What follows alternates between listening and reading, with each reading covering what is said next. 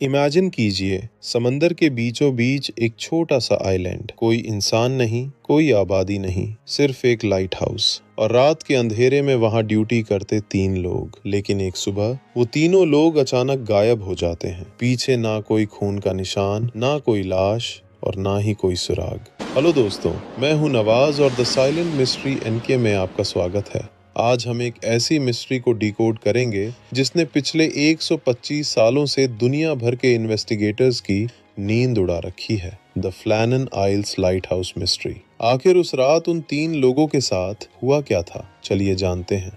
दिसंबर 1900, Scotland के पास north Atlantic ocean में कुछ बहुत ही खतरनाक आइलैंड्स मौजूद हैं जिन्हें फ्लैनन आइल्स कहा जाता है। ये जगह इतनी वीरान और डरावनी थी कि मछुआरे भी यहाँ जाने से डरते थे। शिप्स को एक्सीडेंट से बचाने के लिए यहाँ एक लाइट हाउस बनाया गया था। ड्यूटी पर थे 3 कीपर्स। काम एकदम सिंपल था, लाइट हाउस की लाइट हमेशा जलाए रखना। सब कुछ परफेक्ट चल रहा था। लेकिन कहानी में असली ट्विस्ट आता है दिसंबर के आखिरी हफ्ते में। पास से गुजरने वाली शिप्स ने एक बहुत ही अजीब चीज नोटिस की। लाइट हाउस की लाइट बंद थी। अब आप सोचेंगे कि शायद लाइट खराब हो गई होगी, लेकिन दोस्तों, लाइट हाउस के रूल्स के हिसाब से लाइट का बंद होना लगभग नामुमकिन है। कुछ तो बहुत बुरा हुआ था, लेकिन समंदर में मौसम इतना खराब था कि तुरंत कोई चेक करने जा ही नहीं पाया। कुछ दिन बाद जब एक सप्लाई शिप उस आइलैंड पर पहुंची तो कैप्टन जेम्स हार्वे ने अपने एक आदमी जोसेफ मूर को अंदर चेक करने भेजा। जोसेफ ने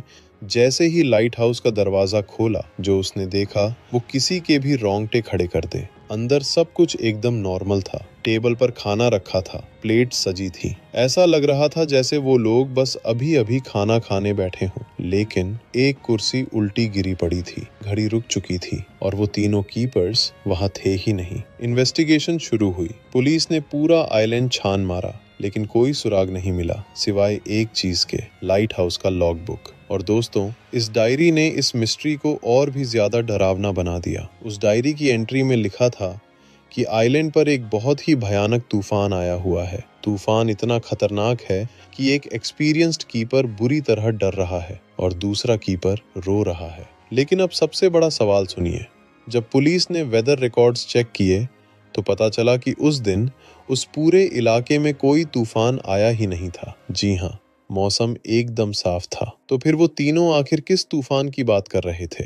15 दिसंबर की आखिरी एंट्री में सिर्फ एक लाइन लिखी थी, the storm has ended, God is over all. यानी तूफान रुक गया है, भगवान सबसे ऊपर है। और उसके बाद वो डायरी हमेशा के लिए खाली हो गई।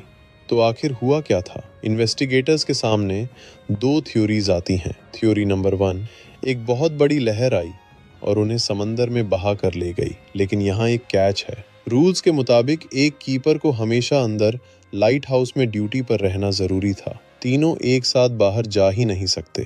थ्योरी नंबर 2, किसी ने उन पर हमला किया, लेकिन उस वीरान आइलैंड पर किसी और इंसान के होने का कोई सबूत ही नहीं मिला। आज 125 साल से ज्यादा का वक्त बीत चुका है। वो लाइट हाउस आज भी वहीं खड़ा है, लेकिन वो 3 लोग कहाँ गए, ये आज तक एक अनसॉल्व्ड मिस्ट्री है। आपको क्या लगता है दोस्तों? क्या वो कोई सुपर नेचुरल पावर थी या कुछ ऐसा जिसे साइंस आज तक डिकोड नहीं कर पाया? अपनी थ्योरी मुझे नीचे कमेंट्स में जरूर बताइए। अगर आपको ये केस स्टडी पसंद आई तो वीडियो को लाइक कीजिए और ऐसी ही मिस्ट्रीज को डिकोड करने के लिए द साइलेंट मिस्ट्री एनके को सब्सक्राइब जरूर करें। मिलते हैं अगले वीडियो में, तब तक के लिए स्टे सेफ।